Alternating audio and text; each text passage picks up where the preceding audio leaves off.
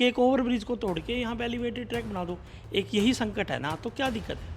Sir राजे के घर में मोतियों का तोड़ा कब से होने लगा कि खट्टर साहब ने जितनी घोषणाएं करी ना, उसमें से ज़्यादा अनफिट कर दी अधिकारियों ने। भाई नहीं हो सकती। लोगों की समस्याएं भी हल हो जाएगी, सरकार की भी बहजा बहजा हो जाएगी और लोगों को बड़ी आने वाले सालों के लिए बहुत एक सहूलियत मिलेगी। और एलिवेटेड उसकी ट्रैक की घोषणा वो माननीय मुख्यमंत्री मनोहर लाल खट्टर जी ने की थी जी।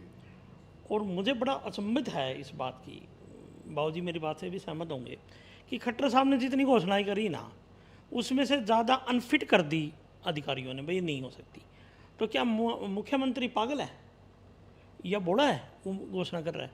या तो मुख्यमंत्री में दम नहीं है अपनी घोषणा के इम्प्लीमेंट कराने का, यानी कि एक अधिकारी उससे ऊपर है कि वो घोषणा कर रहा है और उसको वो इम्प्लीमेंट नहीं करवा रहे, यानी तो मुख्यमंत्री में कमी हुई ना फिर, या वो चीफ सेक्रेटरी में कमी हुई, या यहाँ के डिप्टी कमिश्नर में कमी हुई, या उस डिपार्टमेंट की कमी है।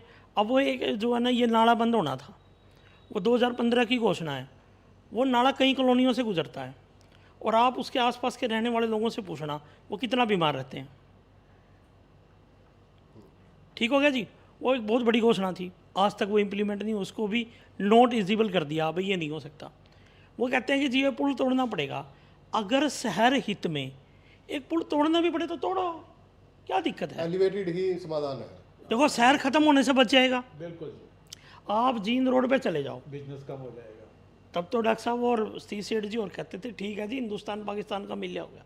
हम पाकिस्तान में रहने वाले लोग थे इधर वाले लोगों की नज़र में, हालांकि हम ऐसा कोई वाक्य नहीं दोहराते।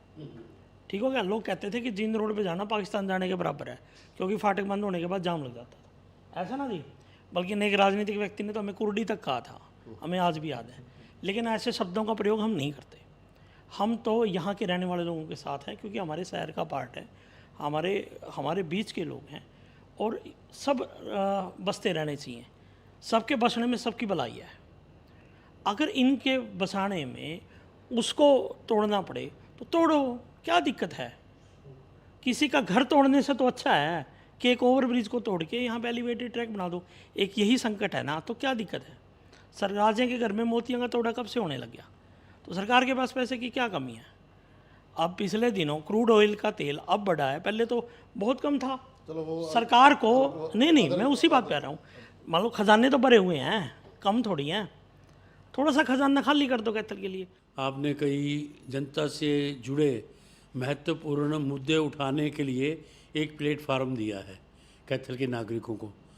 हम आपके आभारी हैं। धन्यवाद सर, ये मेरा फर्ज भी है सर कैथल पे बात करें। एक अभी बात करते करते एक बात ध्यान आ गई, ये जो करनाल रोड पे रेलवे फाटक है, इसके लिए काफ़ी संघर्ष चल रहा है। इसके लिए कई चीज़ें आई हैं, कई कहते हैं ओवरब्रिज बनाएंगे, कुछ बनाएंगे। तो मैं करनाल गया था। करनाल में मुख्यमंत्री जी का वहाँ अपना खट्टर साहब का एरिया है, वहाँ से एमपी हैं। तो वहाँ पर सिंगल पिलर जो है ना, वो ओवरब्रिज बन रहा है। सिंगल पिलर, बस बीच में एक पिलर है, कोई किसी को कोई फीलिंग नहीं, कोई किसी की दुकान इफेक्ट नहीं होती, ऊपर से वो चल रहा है। तो मेरा तो आपके इसके माध्यम से वो सुझाव है कि लोगों का हित भी सध जाएगा और सरकार की वाह भी हो जाएगी। सिंगल पिलर जो है, जो भी बनाना है, ये ओवरब्रिज बनाया जाए, जिससे बनाया जाए खुला, ये बार बार चीज़ें नहीं बनती, और सफिशिएंट जगह है यहाँ पर, और जो है लोगों की समस्याएं भी हल हो जाएगी, सरकार की भी बहजा बहजा हो जाएगी और लोगों को बड़ी आने वाले सालों के लिए बहुत एक सहूलियत मिलेगी। तो सरकार सिंगल पिलर जो है ओवरब्रिज बनाने की तरफ ध्यान दे, जिससे लोगों को बने, और बनना ज़रूरी है ये। और क्योंकि बढ़ता जा रहा है ट्रैफिक, बहुत बुरा हाल है, घंटों लोग परेशान रहते हैं, बार बार गाड़ियाँ आती हैं।